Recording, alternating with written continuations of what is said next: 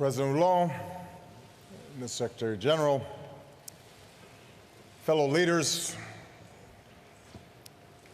we have come to Paris to show our resolve. We offer our condolences to the people of France for the barbaric attacks on this beautiful city. We stand united in solidarity, not only to deliver justice to the terrorist network responsible for those attacks, but to protect our people and uphold the enduring values that keep us strong and keep us free. And we salute the people of Paris for insisting this crucial conference go on. An act of defiance that proves nothing will deter us from building the future we want for our children. What greater rejection of those who would tear down our world than marshaling our best efforts to save it? Nearly 200 nations have assembled here this week. A declaration that for all the challenges we face, the growing threat of climate change could define the contours of this century more dramatically than any other. And what should give us hope that this is a turning point, that this is the moment we finally determined we would save our planet, is the fact that our nations share a sense of urgency about this challenge and a growing realization that it is within our power to do something about it. Our understanding of the ways human beings disrupt the climate advances by the day. 14 of the 15 warmest years on record have occurred since the year 2000. And 2015 is on pace to be the warmest year of all. No nation, large or small, wealthy or poor, is immune to what this means. This summer, I saw the effects of climate change firsthand in our northernmost state, Alaska, where the sea is already swallowing villages and eroding shorelines, where permafrost thaws and the tundra burns, where glaciers are melting at a pace unprecedented in modern times. And it was a preview of one possible future, a glimpse of our children's fate if the climate keeps changing faster than our efforts to address it. Submerged countries, abandoned cities, fields that no longer grow, political disruptions that trigger new conflict, and even more floods of desperate peoples seeking the sanctuary of nations not their own. That future is not one of strong economies, nor is it one where fragile states can find their footing. That future is one that we have the power to change. Right here, right now. But only if we rise to this moment. As one of America's governors has said, we are the first generation to feel the impact of climate change and the last generation that can do something about it.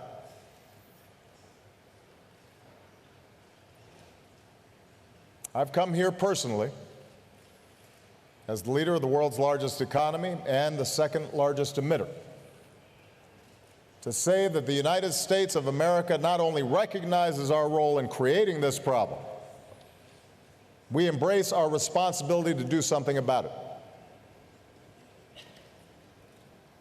Over the last 7 years, we've made ambitious investments in clean energy and ambitious reductions in our carbon emissions.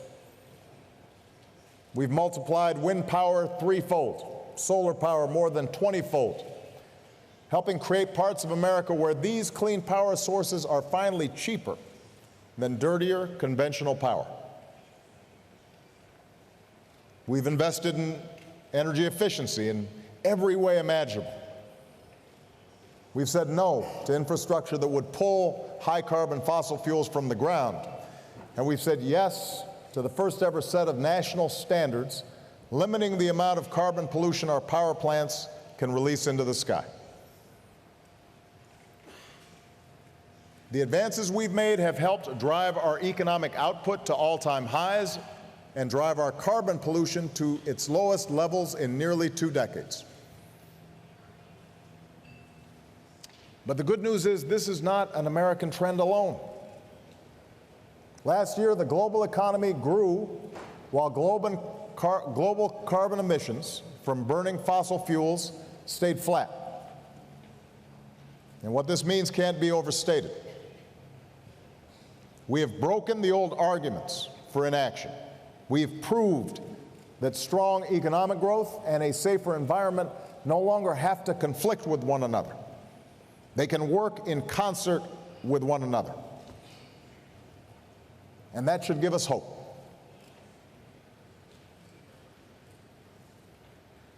One of the enemies that we'll be fighting at this conference is cynicism. The notion we can't do anything about climate change. Our progress should give us hope during these 2 weeks. Hope that is rooted in collective action. Earlier this month in Dubai, after years of delay, the world agreed to work together to cut the super pollutants known as HFCs. That's progress. Already, prior to Paris, more than 180 countries representing nearly 95% of global emissions have put forward their own climate targets. That is progress. For our part, America's on track to reach the emissions targets that I set 6 years ago in Copenhagen. We will reduce our carbon emissions in the range of 17% below 2005 levels by 2020. And that's why last year I set a new target. America will reduce our emissions 26 to 28% below 2005 levels within 10 years from now. So our task here in Paris is to turn these achievements into an enduring framework for human progress. Not a stopgap solution, but a long-term strategy that gives the world confidence in a low-carbon future. Here in Paris, let's secure an agreement that builds in ambition, where progress paves the way for regularly updated targets. Targets that are not set for each of us, but by each of us, taking into account the differences that each nation is facing. Here in Paris, let's agree to a strong system of transparency that gives each of us the confidence that all of us are meeting our commitments. And let's make sure that the countries who don't yet have the full capacity to report on their targets receive the support that they need. Here in Paris, let's reaffirm our commitment that resources will be there for countries willing to do their part to skip the dirty phase of development. And I recognize this will not be easy. It will take a commitment to innovation and the capital to continue driving down the cost of clean energy. And that's why this afternoon I'll join many of you to announce a historic joint effort to accelerate public and private clean energy innovation on a global scale. Here in Paris, let's also make sure that these resources flow to the countries that need help, preparing for the impact of climate change that we can no longer avoid.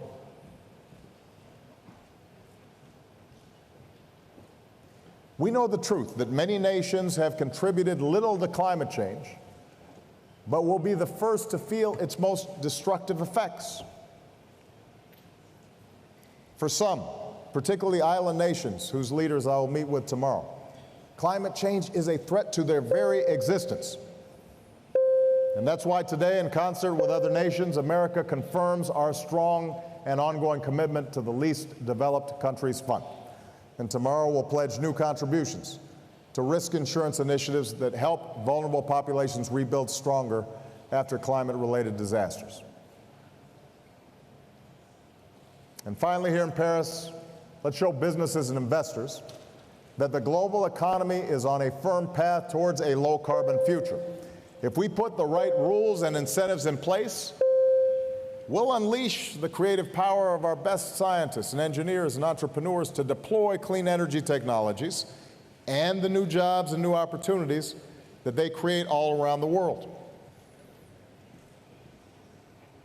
There are hundreds of billions of dollars ready to deploy to countries around the world if they get the signal that we mean business this time. Let's send that signal. That's what we seek in these next 2 weeks. Not simply an agreement to roll back the pollution we put into our skies, but an agreement that helps us lift people from poverty without condemning the next generation to a planet that's beyond its capacity to repair. Here in Paris, we can show the world what is possible when we come together, united in common effort and by a common purpose. And let there be no doubt, the next generation is watching what we do. Just over a week ago, I was in Malaysia, where I held a town hall with young people. And the first question I received was from a young Indonesian woman.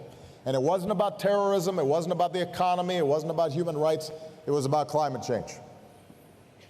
And she asked whether I was optimistic about what we can achieve here in Paris and what young people like her could do to help. I want our actions to show her that we're listening. I want our actions to be big enough to draw on the talents of all our people, men and women, rich and poor. I want to show her passionate, idealistic young generation that we care about their future.